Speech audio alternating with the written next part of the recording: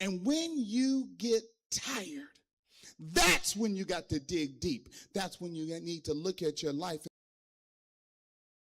of being tired. And on your job, there are some folk who make you tired. In your house, there are some folk who make you tired. In your life, there are some folks who make you tired. In your family, there are some folks who make you tired. And I don't care how many of them exit your life and how many situations you exit, you still are tired.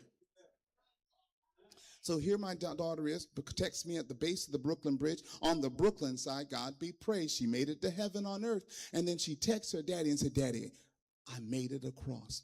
I had no doubts because my daughter is a walker. She makes her way all the way across Atlantic Avenue. And she came home with her friend, a classmate who lived around the block. My daughter walked the classmate halfway to her spot. It was only a block, y'all. But they both arrived home at the same time. You see, when God places folks in your life, understand they rock with you as well as walk with you. I don't know about you, but I've had some folks in my life that had to rock with me through some times in my life that had they not been there, I've had to deal with some things, and I sometimes could not figure them out. Allow me to share a very quick story. My bestest friend, I know it's not a word, judge me later. My bestest friend was Freddie T. Vaughns. Freddie T. Vaughns and I had a friendship that was cray-cray. And then when I moved to New York from Washington, D.C., the friendship remained. We talked to each other every single Sunday at 9 p.m. You all can imagine what two old men had to talk about. Football. And we solved the problems of the world. We talked football. He argued with me about the Deadskins. I argued with him about the Cowboys. It was a wonderful relationship. One 4th of July, 11 years ago, he died. My world was rocked. The one person who was rocking with me is no longer here.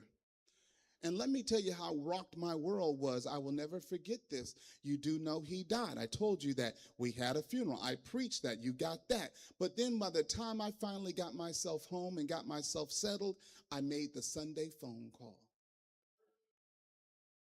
Because that's who's been rocking with me for so long. You do understand, but God reminds us in the midst of dialing that, hey, I got this. Well, now let's look at our text. It's about taking a walk. Jesus goes through. I want you to look at this text carefully.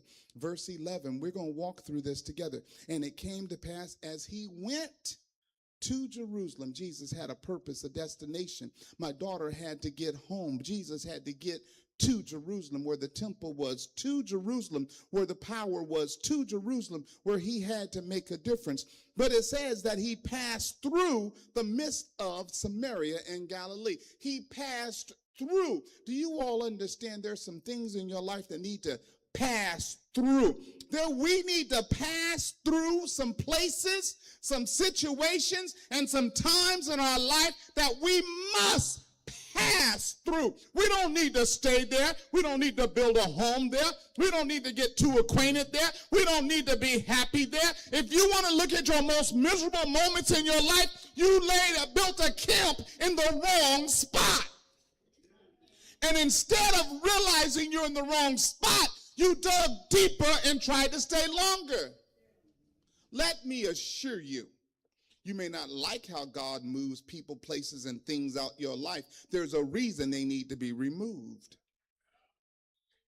Jesus is on his way to Jerusalem, but he has to pass through Samaria and Galilee. But it says the midst of, look at the text. It says they had to pass through the essence of, the midst of, the stereotypes of, the stuff of Galilee and Samaria.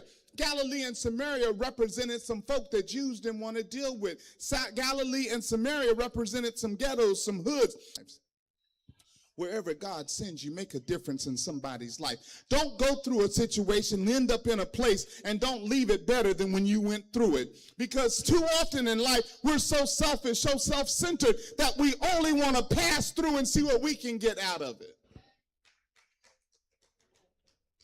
Let me see, can I make it plain? Y'all didn't say amen, so something tells me too many of y'all are passing through trying to get a hamburger.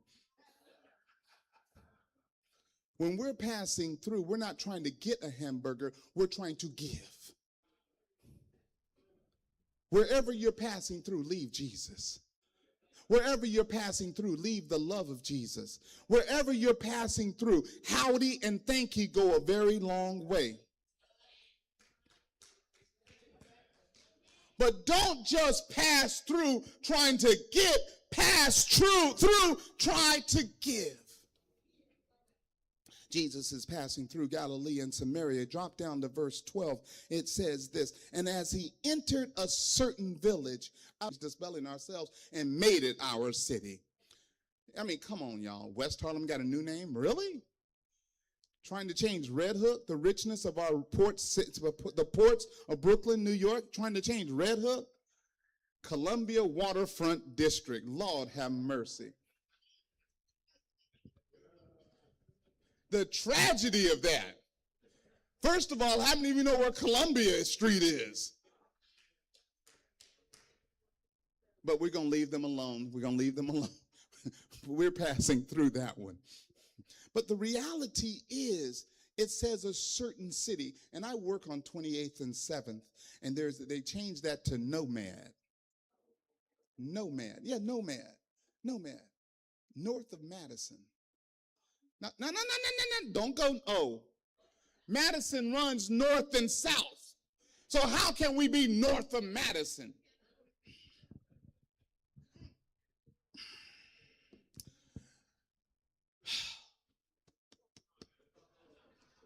But the reality is, Jesus had to pass through a certain place. And some of these certain places don't have names.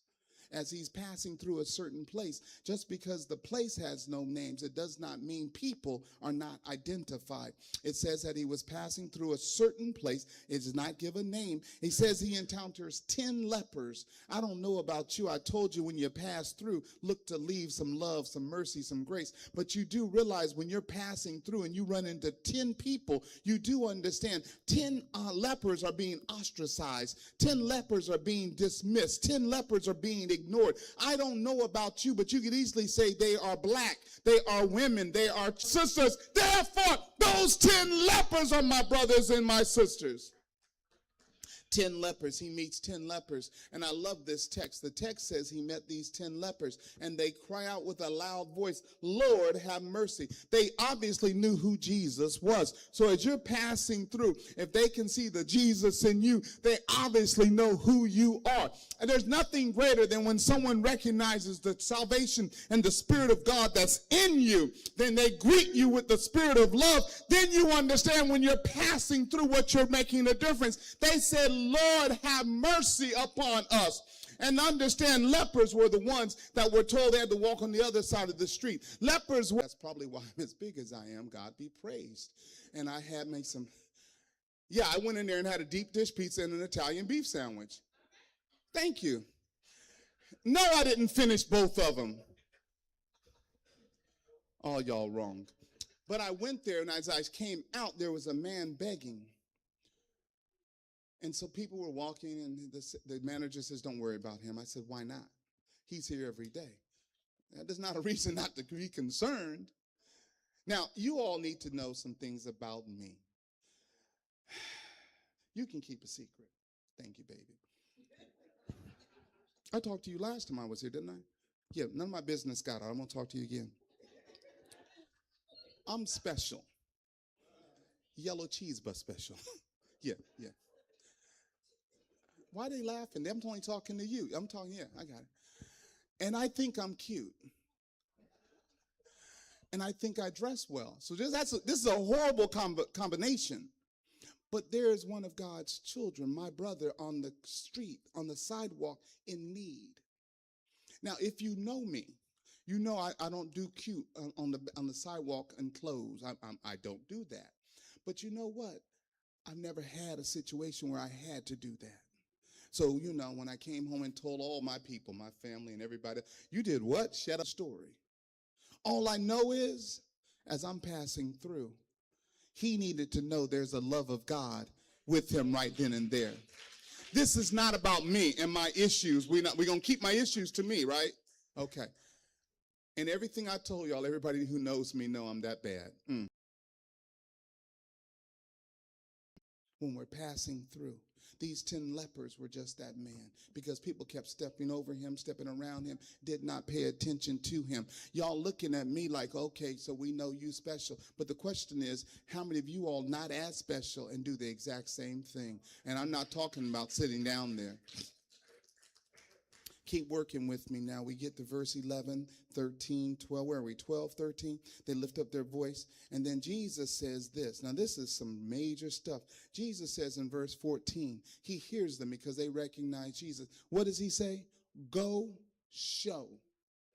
Now, I'm pretty smart. I'm going to be honest on that. And I'm smart enough to tell y'all that. All y'all look older than 40. Y'all didn't get that. Okay, fine. I was just talking to those two. All y'all look over 50. I was just talking to you 4, 6 maybe. Many of y'all are rocking 70 elegantly. Amen. Thank you, baby, for being honest. Amen.